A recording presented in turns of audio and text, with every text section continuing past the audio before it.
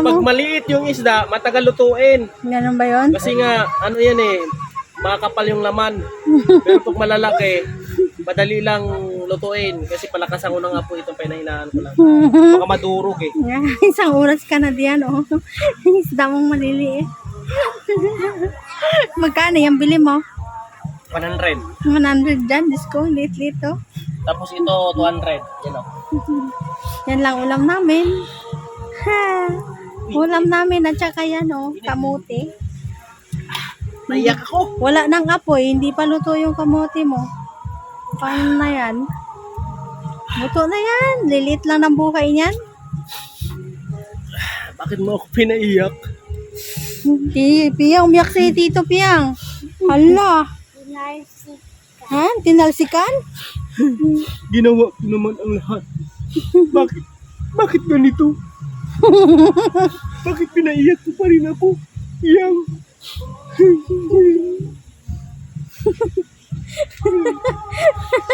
Bakit ka tumatawa? Natawanan mo lang ako. Tiyan mo, tsura mo, nagmantika ka na. Ang tagal maluto itong luto ko. Nagmantika na yung tsura mo. Luto na yan. Diba nga, kinikilaw lang yan eh. Pwede na yan. Sayawan mo daw.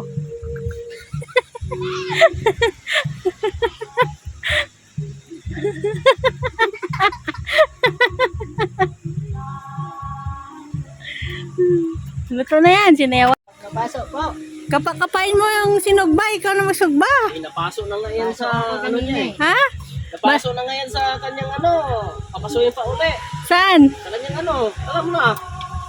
Kapain lang yan, oh. Malilit lang yan. Oh, luto na ka ba, no? Bilis yan, no? Ang bilis, ang oras na nga siya dito. Isang oras na nga yan dito.